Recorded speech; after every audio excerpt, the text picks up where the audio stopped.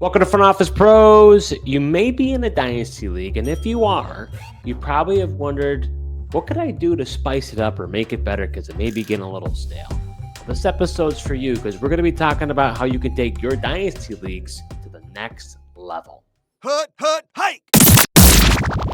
So in this episode, we're going to be talking about a few tips that we think will help you from what we've experienced to help you to bring your Dynasty Leagues to the next level. The first thing we're going to be talking about, Joe, and probably the hardest one to implement, but that's the introduction and implementation of a salary cap in your Dynasty Leagues. Now, why are we recommending this to people? Why do we think this is going to take them to the next level? Yeah, implementing salary caps, at least, in our league. And honestly, the player contracts go into implementing the salary cap as well. It just adds for the element of, player movement that I think we've identified that being a major problem of traditional dynasty leagues is just you see a guy, draft a really good team, just absolutely stacked. And then you can never get those guys, right? Like there's no incentive for that team to trade them, get rid of those players. It just probably, if somebody has a really good team, it's just going to be hard to beat them. They got kind of that dynasty going for them. But if you had a salary cap in contract leagues, eventually those contracts would expire, forcing owners to make decisions. Do you resign them? Or, maybe you trade that player before their contract runs out. And depending on how your salary cap is, you might not be able to afford them. So similar to these teams in the NFL, just forces you to make decisions and ultimately, just increases player movement. And, trading is adversely to what I've thought before, like trading is pretty fun. The league mates like the element of trading and just the player movement as well. So yeah, I feel like increased trades and everything like that increase the league involvement as well, which is always a good thing. And that's why you don't see a lot of repeat winners, in the NFL because they have to contend with the salary cap. They can't keep the same roster year over year. They have to decide whether they're going to sign guys or trade them away or what have you. And so introducing a salary cap to your league, what it does is, like you said, Joe, it forces player movement. And a lot of times what you see in dynasty leagues is they last, I don't know this off the top of my head, but I would say the average dynasty league lasts around 4 or 5 years because after that point, the parity in the league is shot. There is no parity. And as a result, you have teams that are juggernauts and then teams that are has-beens or they're not good at all. And so what happens is you're going to have a bunch of orphans in your league. You're going to have to fill those orphans, or maybe you can't, and then they better say let's fold it and then do a new startup because everybody wants a startup because they got to start fresh and I get to participate in another draft. So having a salary cap, and we're going to be talking in our next episode about the basics of what it looks like to incorporate what does it look like to incorporate a salary cap in your dynasty league, because it's not easy. There's not a lot of tools out there to help you to do it, but it's definitely beneficial to look into it because having those contracts and salaries, now it gives a different level of worth for these players. It's not like, oh, Justin Jefferson's the best player. He's like, yeah, he's a great player, but he also has this hefty contract and this hefty salary. And as far as my roster building goes, do I want to spend all this money for Justin Jefferson? Do I think he's worth it? And when I trade him, now someone has to inherit that contract. It changes the game. Yeah, and I think it just allows for a more competitive league as well because we've had some decently talented teams and they seem pretty stacked, but we've never had I don't think we've had a repeat winner in our league. We have not. Just goes to show you. And then like the teams that are bad, they traditionally have a lot of cap space, which allows them to go out and get like the best free agents. They tend to accrue a lot of different draft picks that also help them. So it allows, like just similar to the NFL, allows for increased competition because these bad teams have the avenues to get better and get better kind of quickly as well. We have a 16-team league, and we have had 6 different winners. The league's been involved for 6 years. We've had 6 different winners. Now, some of the same teams have made the championship, but they haven't been able to get it done. And we've seen teams who are at the absolute bottom of the barrel, and they can change their team around, and they're able to get right into the playoffs because they've got extra cap space. They make it big in free agency. They've got a couple high draft picks, make some big trades, and you have a team who's looking to rebuild. This team tries to capitalize, says, hey, we're going to try to make the push to make the playoffs. It really is a big game changer, and you don't feel like you're in so much of a hole that I got to climb out of. If I'm a bad team It could take one off season, I'm back in it. In a dynasty league, it could take you years to get out of that hole. Yeah, 100%. And I think that's one of the big differences. And obviously, the more competitive your league is, the more fun it'll be for everybody, and also the more active of a league you're going to have as well. Yeah, I was just going to get to that point. Ultimately, if your league is the most engaging possible, then it's a win. Because if owners are engaged, it's going to make for an active and fun league. When you start having owners get checked out because they're like, my team is awful, I can't get out of this, that's when things are going to start to go downhill. And I think the emergence of Dynasty is a lot of fun, right? There's a lot of long-term strategy in play, but it can be defeating when you made a couple bad moves and it's too big of a hole to climb out of. Yeah, and then when it's too big of a hole to climb out of, we see people checking out and creating orphans in dynasty leagues, and then commissioners are filled with the task of trying to fill those empty spots. Yeah, so I mean, I think going forward here, when it comes to incorporating a salary cap league, you don't have that problem because every year you are retooling, you're having to figure out what you do, who you're going to sign, and you're not going to sign. So in our next episode, we're going to be talking about that. So if you are interested in learning more about what goes into the basics of a salary cap league in Dynasty, how would I even start to do that? The next episode's for you. Are you enjoying this episode so far? Well, if you are, subscribe to our YouTube channel, smash that like button, and hit the notification bell for upcoming videos. We do videos throughout the year, so you're not going to want to miss what we have in store. All right, Joe. So our second tip that we'd recommend to take your dynasty to the next level, this one might be not as, I don't want to say it's controversial, but maybe maybe some people have a hard time going about adopting it because of this, I don't know what we want to call it. It's just people haven't been adopted to it yet. And that's implementing IDP fantasy football into your dynasty league. So a lot of times your dynasty leagues are primarily offense. For us, we've been experiencing a full IDP. So not just talking one or two or three guys like sometimes you see. We've got 2 edge rushers, 2 interior defensive linemen, 2 linebackers, 2 corners, 2 safeties, and a flex, 11 guys on defense like you see in the NFL. And you can talk about this some, Joe. Like, we have seen how much value it has brought to our dynasty salary cap league having these IDP players in the fold. Yeah, 100%. I think it also just helps, bridge the gap of teams that might not have as much offensive talent. They might have a really good defense, and there's some owners that choose to kind of negate the defense, but as a whole, IDP is a game changer. It makes things a lot more interesting. I think part of the problem is people they don't want the change. They think it's something new, so then it's going to take all this extra research time and more of a commitment than just team defenses. But once you switch to IDP, you get more in tune with watching, your individual defensive players as you're watching the games on Sunday. And then also, not only does that make it more fun, but then from just a trade value perspective, I know I like to I feel like IDP is a great way to throw defensive players into a deal as well and try to even out a trade. And just, different things like that, I think is important, and how having IDPs add value to your league.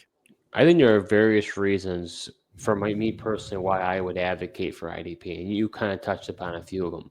One is it's fun watching the games when you have, when you're not just have a guy on offense, you have a guy on defense, and you've got Micah Parsons and he gets you a sack. You're like, let's go, right? Yeah. I mean, it's the same thing as getting an offensive guy getting a touchdown, right? Like you get, or hey, he got a first down, and it was a 30-yard catch. Right, you get just as excited and involved in the game. So you start focusing more on that defensive side as well as the offensive side. Secondly, like you said, with the trade capital, you have so much more at your disposal now. You have all your offensive players, you have your future draft picks, you have all your defensive players. So now you have so much at your disposal to be able to start making trades. And it adds to the strategy to your team build. Like you said, do I want to, prioritize a certain positions on defense and my offense and how I want to fill out my roster? Because it's not a one-size-fits-all approach. So you have to think about both sides of the ball. And honestly, the rookie draft makes it a lot more fun too. You have to think about, when you do a rookie draft on offense, after the third, fourth round, whatever, you're like, oh, okay. But when you've got defenders in there too, it really kind of adds a different element. So having those other players, it brings a new challenge. We jumped right in. We had Yeah. never played IDP before. It was one of those things where we had talked about like it would be interesting, and I can understand the hesitancy. There's not a cookie cutter way of saying how should I do my scoring for IDP. There's various sources out there, and they all do it maybe a little bit differently. It's not as cut and dry as offense, but I do think it's really rewarding. And maybe if you feel like you don't, hey, I don't want to manage salary cap in a spreadsheet, right? Like that's tougher for us to implement. This one's a no-brainer. It could be very much easy to implement for your dynasty leagues. Yeah, 100%. And I think just, other leagues, there's team defenses. One thing I struggle with is just how fluky that can be. Just like anybody on defense or special teams like makes a big play, you get rewarded for it. That's fine. But like every other position that you do in fantasy, there's a certain player that gets you those points. Sure, there's some fluky plays or whatever, but the fact that you get a whole defense and special teams and scores points is kind of crazy. That's where, I really like having the individual players and just being able to root for those guys. And when they do make the big play, it definitely adds a lot of excitement. Oh yeah, I mean when you have a edge rusher like Nick Bosa get you 2 or 3 sacks in a game, like you deserve it. Versus if you have the San Francisco team defense. Honestly, a Yeah. lot of dynasty leagues now you won't even see a defense and kicker on the roster. People don't even want to deal with Right. them. So it is a change. We took the plunge right away. We went all the way to 11. We didn't go in between 1, 2, 3, 4. And I'd recommend you do the same thing. And think about if you said we're only going to start one receiver. There's Yeah. so many Right. edge rushers in there. It doesn't make sense. If you're going to do it, you got to go all out on it. And I don't think you'll be disappointed. No. And to the point that you made too, just the element of strategy that it adds, and every owner's got a different philosophy. You still got the offensive heavy people and they might lack defense, but it ultimately is just I feel like I have an IDP can just be the competitive leveler as well, from not only the salary cap aspect, but having the deeper rosters and having that full defense can really be an equalizer in a matchup where maybe you are overmatched at certain players or you don't have the superstars. But if you've got a pretty good defense, like I said, it can be that equalizer in a week-to-week matchup. You're going to have a more engaging league with IDP. You have to think your player pool just doubled. So Right. you're going to see more trades. You're going to see more ads. You're going to see more drops. And IDP can be very, as we know, can be very erratic. Sometimes a guy gets 70 points, then the next 2 or 3 weeks they get less than 5. So, there's constantly people available, constantly people that came out. Look at a guy like Zach Bond, a guy who, if you're the average NFL fan or even fantasy football fan, you probably I don't even know who that guy is, right? He was a special teamer for the New Orleans Saints. We knew of him. We didn't know if he would take this type of role, but it's not a surprise to us that he's being talked about in the national media because we've been able to see what he's been able to do over the course of the year and how dominant he was from an IDP standpoint. But, it's fun. You learn about this stuff that you wouldn't otherwise. So the last tip we're going to be talking about here is implementing similar to what we see in the NFL, but incorporating training camp cuts during the offseason. So a lot of times when it comes to dynasty leagues, you're not seeing a lot of roster turnover. You have your draft picks that you have, maybe, depending on your league, maybe by adding those draft picks, maybe you have to cut like 1 or 2 or 3 players. We recommend expanding those rosters, expanding them. We expand them, I think up to 65 spots with defense and offense. And during the offseason, you're adding all these speculative guys, watching them during training camp, which makes it for a lot of fun. But just like the NFL, you see these guys towards the end, and you have to make a bunch of these cuts. And it's a painful process. No owner likes having to go through it. But after that happens, you've got some hard cuts to make, and we'll see that those guys get cut. They get moved on, and another team scoop them up.